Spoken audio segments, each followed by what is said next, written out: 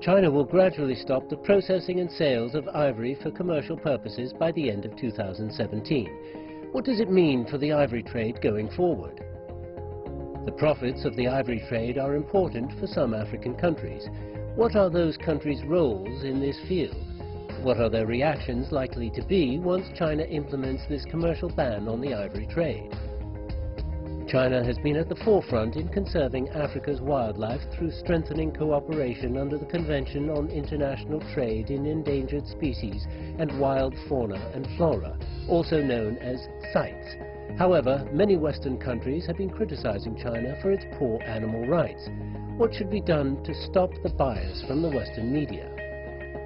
The fight against poaching should be taken as an international challenge since the ivory trade is a global business. What could China and other countries do in their global efforts to cease the ivory trade? By the end of 2017, China will finally fully ban the commercial processing and sale of ivory products in its domestic market and through other secondary transactional channels. While the ivory trade is a global issue in many countries in Africa, Europe and North America have highly involved in this, the closing of the Chinese market has massive ramifications. And this implementation of concrete action, superseding stated intention, has won much applause and strengthened cooperation between China, African nations, and other international organizations in combating the global illegal ivory trade. But still, a rising demand for international cooperation through legalization, customs, wildlife protection, and conservation needs more parties to participate.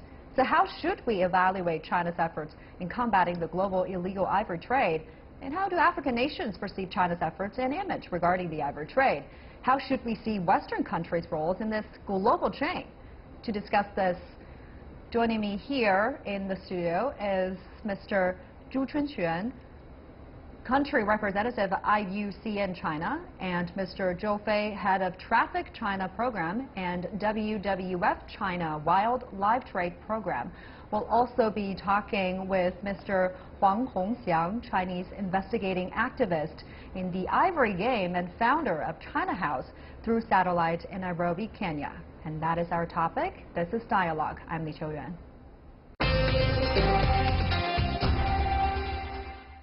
Okay, so let's discuss this. The Chinese government said it will stop all processing, sales of ivory for commercial purposes by the end of 2017, which is just a few days away.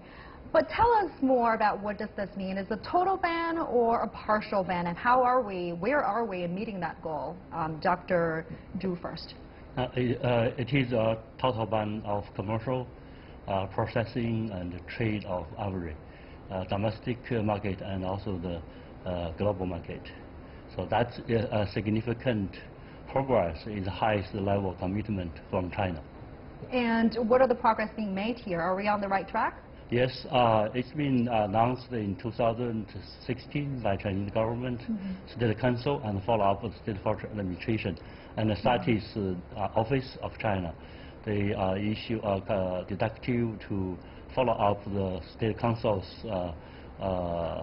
decision and closing partially by the end of March of this year, and completely stop of processing and trading of ivory and ivory products by end of this year. Now, what does this all mean for global ivory trade, Mr. Zhou? Because international rules still allow some countries to legally trade ivory, and China used to be a major importer of this. Now, with China issuing this ban, will this be a game changer for this industry? Yeah, so it means that from next year, all the ivory items on market will be illegal. China is one of the largest ivory markets in the world.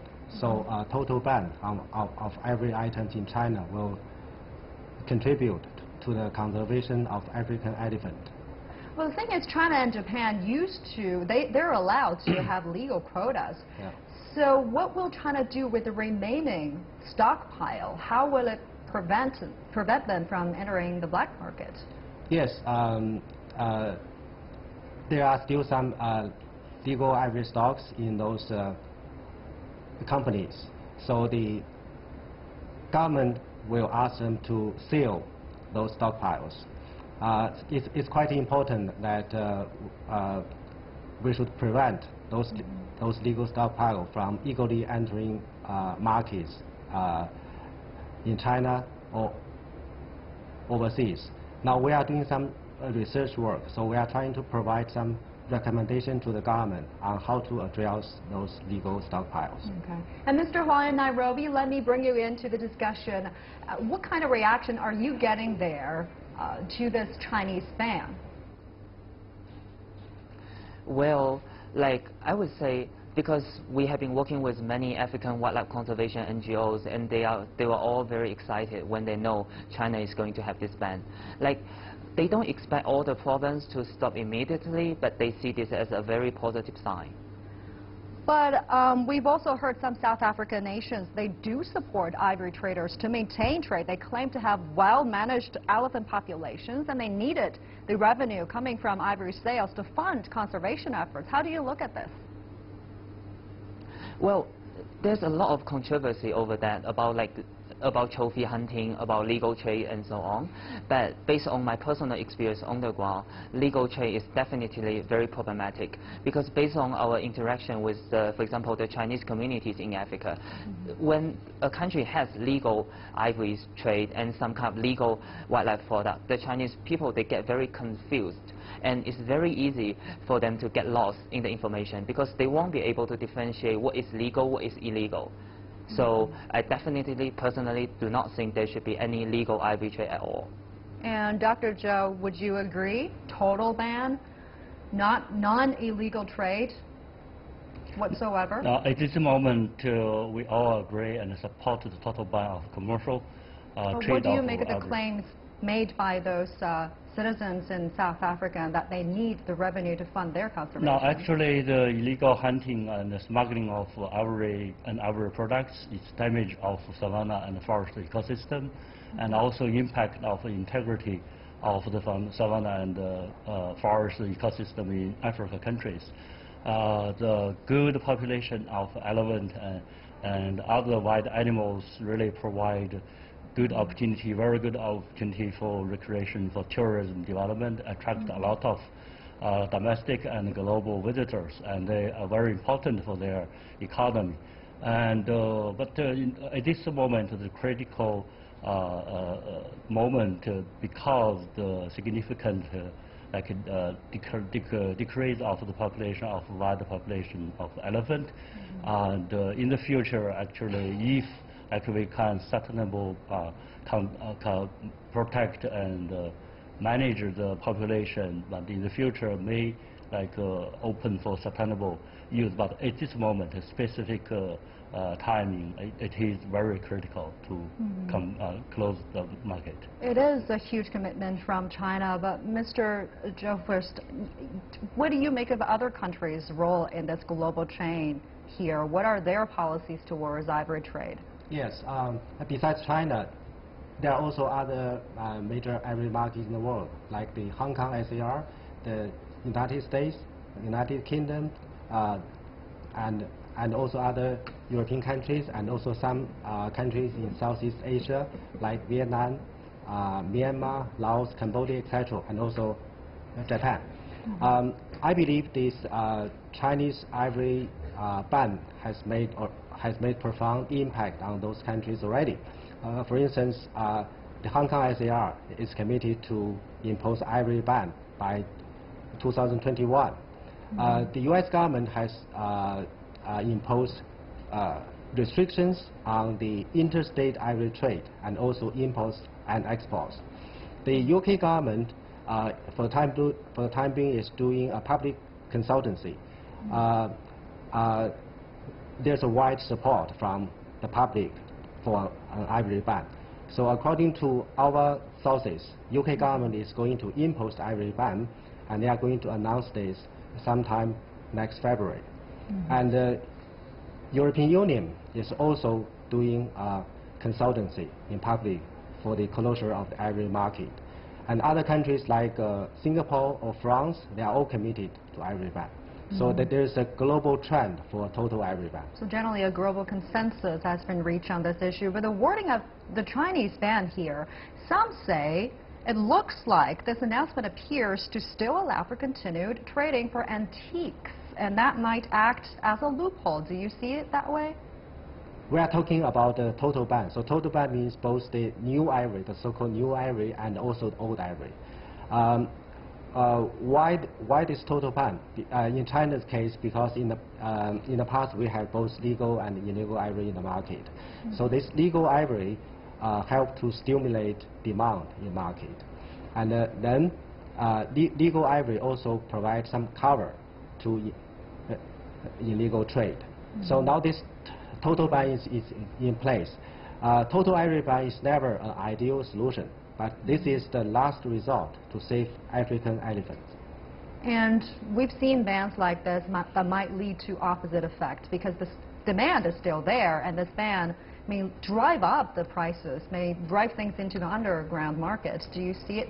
Are you worried that this might happen in China? I think that's we have to also worry about this issue, but at the same time we need to really raise public awareness and provide do the public campaign and the consumer general public to understand the issue and refuse to buy it. I think that's the fundamental issue we need to work with, but still smuggling, and we need to look after that issue. Yeah, and Mr. Huang over there, for China-African cooperation on wildlife protection and conservation, we understand a Walk for Elephant activity was actually being held in Tanzania, organized by Chinese embassy in the country on January 14, 2017, to raise public awareness of elephant protection. Could you tell us a bit more about this event? How do we see domestic Chinese participation in wildlife protection and conservation, considering ivory carving was held as an intangible cultural heritage in China?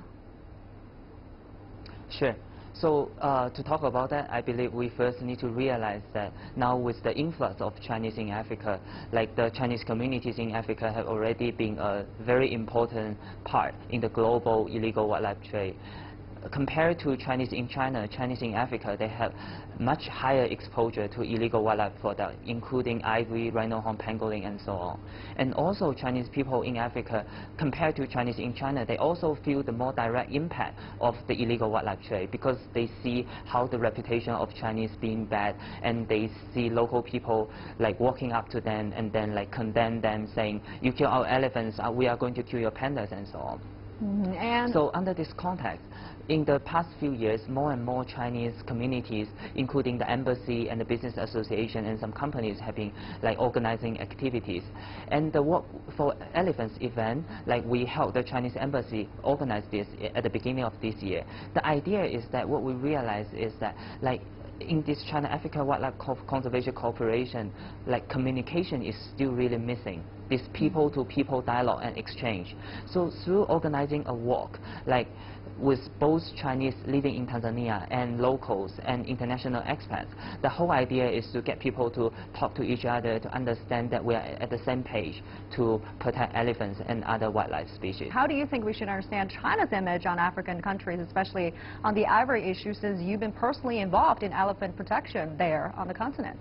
I would say in general, the Chinese image overseas, no matter in Africa or even in other places of the world, is not very good in terms of wildlife conservation.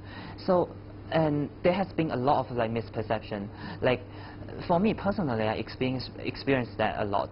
During the last CITES in South Africa, I was outside the CITES conference in South Africa, and suddenly there's one local South African lady. She walked up to me and said, hey, let me tell you more about rhino horn, why you should not buy rhino horn.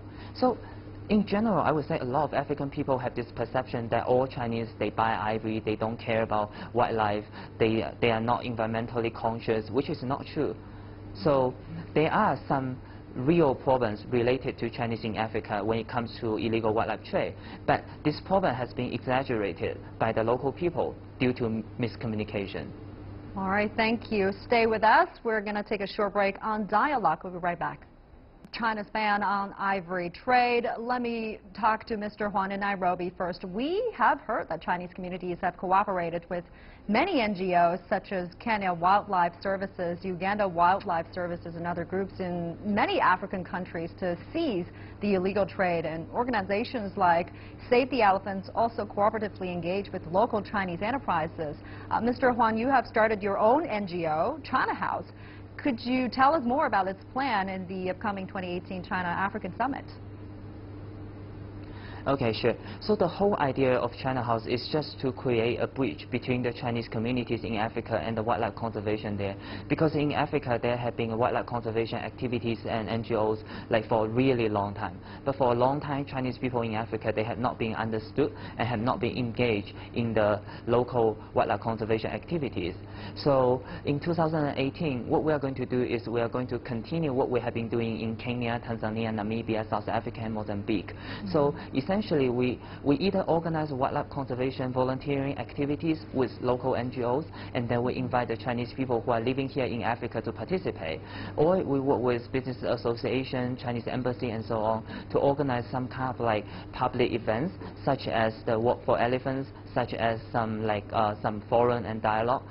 Everything we do is actually just trying to reach some very simple goal, to bring Chinese and locals and international NGOs together to have open dialogue so that people can start to collaborate. Because if China is part of the problem, China needs to be part of the solution. And this partnership starts with dialogue. And that's the Chinese NGOs work there. And Dr. Zhu, you've been with IUCN, you're the country representative here. Tell us more about China's effort and its cooperation with African countries protecting wildlife in this field, specifically under the framework of CITES. That's the framework of Convention on International Trade in Endangered Species of Wild Fauna and Flora, isn't it? Tell us more about this. China and Africa cooperation have a long history, and specifically in the past few years, Chinese government they pay great attention to address the illegal hunting and the trade of wildlife products, specifically for ivory and ivory products. And corporate organize the summit just mentioned ago, and also to organize a campaign and to do the communication to the general public in Africa. And also for the Chinese companies they operated in Africa, and also visitors of Chinese people to the African countries. If you do tourism in Africa, after landing African countries, you immediately to receive a message say do not buy ivory and ivory products and so on. I think that's been a lot of conservation, and also the highest level of commitment.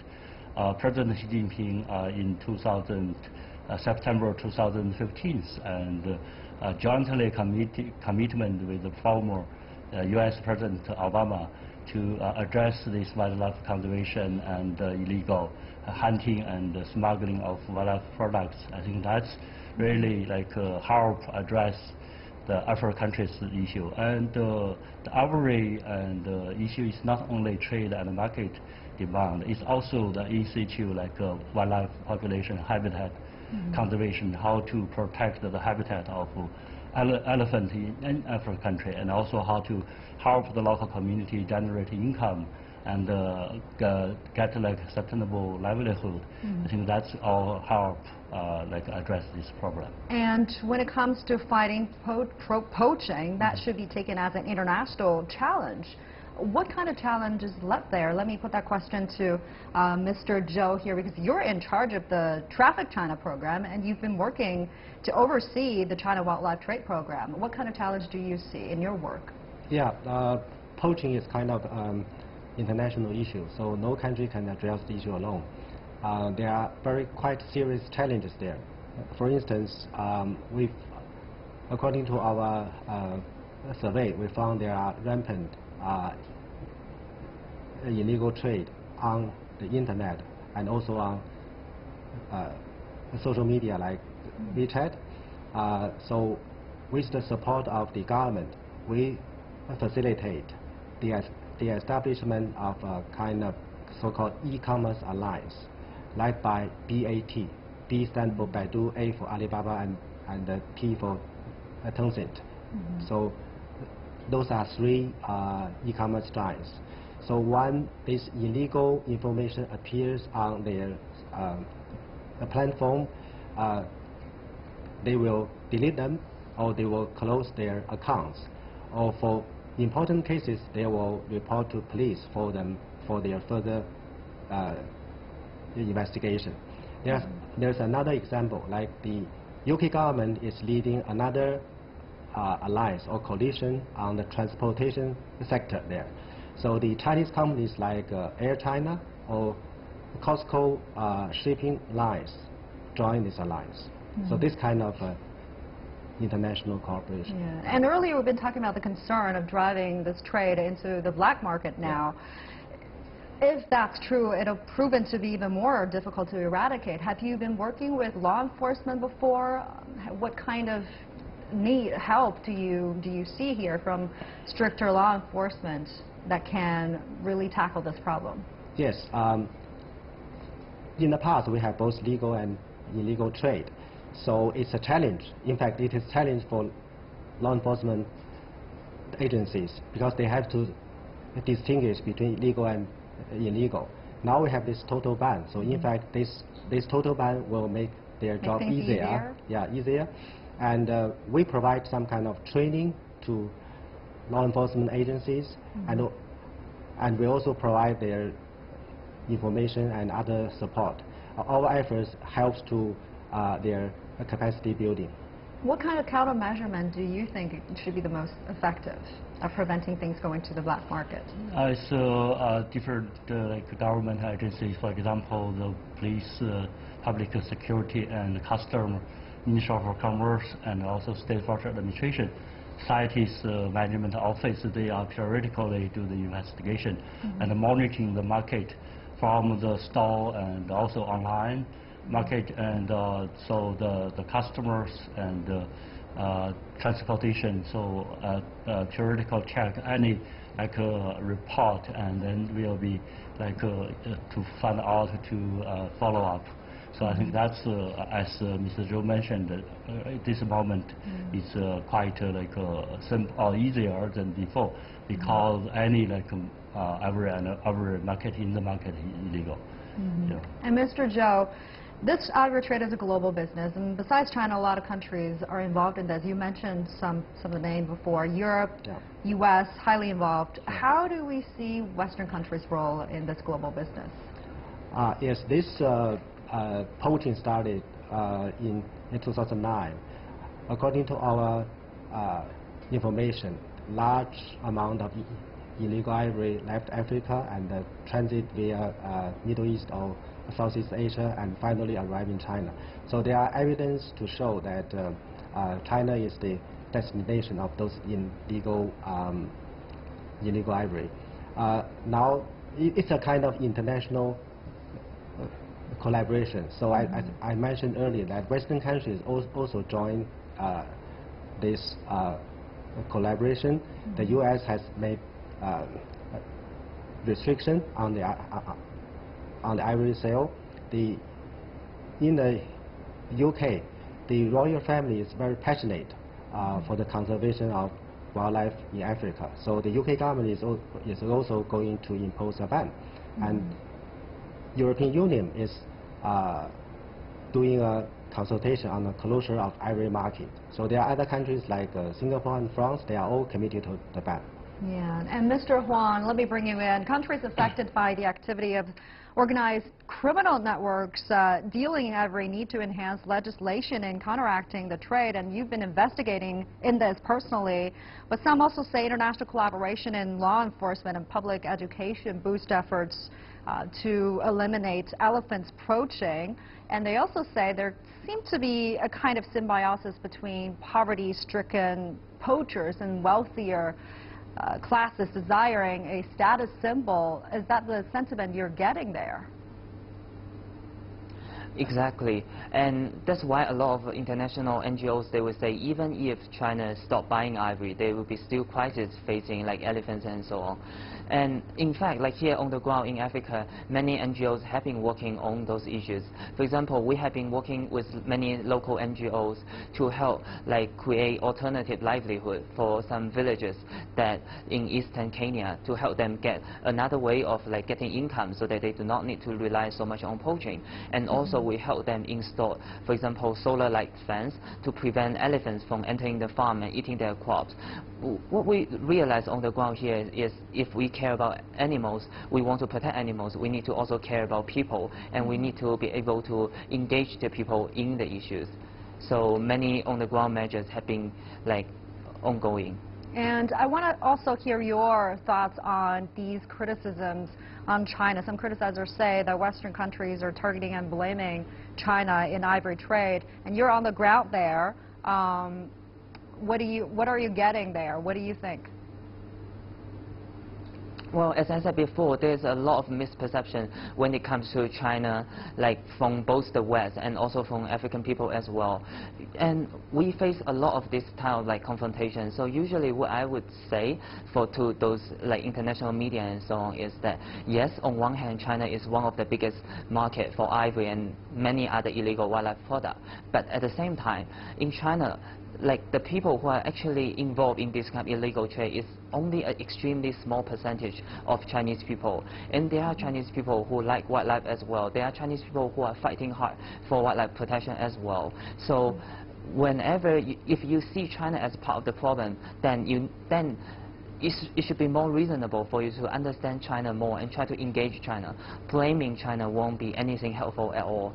I have been telling this to many of my NGO friends. Would you agree to this, Mr. Zhu? Well, you know, some of the Western countries are criticizing China while omitting their hundreds of years of ivory poaching during the colonial period. What's your take on this? This traditional use of ivory, China and several other countries, and also like in Europe country like UK and other like Germany, France, and the US, all they have a big stock of ivory products. I think that's the history, and we cannot blame each other, and we need to look at the current and look at the future. And China already have a very high level political commitment and general public awareness, and people, a number of people are interested to buy the ivory products is significant decrease. So I think that's all positive development. We should like congratulations of China's like a commitment, not blaming China. All right, well said. Moving forward now, final remarks from you, Mr. Zhou. Looking forward to the 2018, what do you think are the next critical steps in fighting poaching and illegal ivory trade? This is a moment for celebration, but this challenge remains there.